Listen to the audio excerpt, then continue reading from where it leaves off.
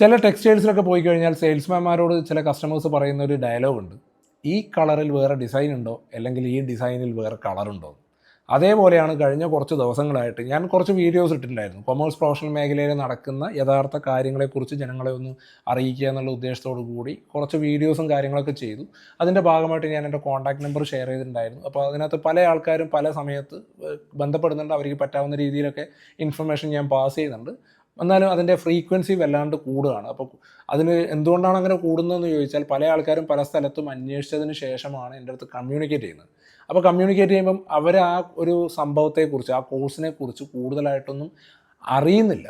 അല്ലെങ്കിൽ നമ്മൾ ഈ കണ്ട പരസ്യത്തിൻ്റെ ഒരു അതിപ്രസരം കാരണം കുട്ടികൾ മിസ്ലീഡ് ചെയ്യപ്പെടുന്നുണ്ടോ എന്നുള്ളതാണ് എൻ്റെ ഒരു ചെറിയൊരു സംശയം.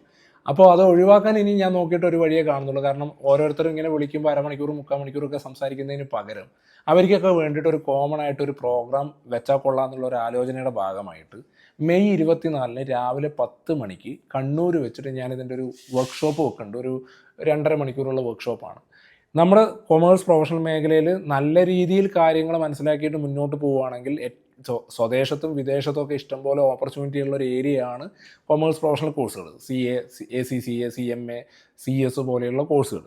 പക്ഷേ ഇതിനകത്തേക്ക് ഇപ്പം എൻ്റെ അടുത്ത് കമ്മ്യൂണിക്കേറ്റ് ചെയ്ത് വെച്ചിട്ട് ഞാൻ പറയുകയാണെങ്കിൽ, പകുതിയിൽ കൂടുതൽ ആൾക്കാർക്കും ഈ ഒരു കോഴ്സിൻ്റെ സ്ട്രക്ചർ എന്താണെന്നോ, ഇതെങ്ങനെയാണ് പഠിച്ച് കംപ്ലീറ്റ് ചെയ്യേണ്ടതെന്നോ, പഠിച്ച് കംപ്ലീറ്റ് ചെയ്ത ഉടനെ തന്നെ സർട്ടിഫിക്കറ്റ് കിട്ടിയ ഉടനെ ലക്ഷങ്ങൾ കിട്ടുന്നൊക്കെയാണ് പല ആൾക്കാരും തെറ്റിദ്ധരിച്ചു വെച്ചിരിക്കുന്നത്.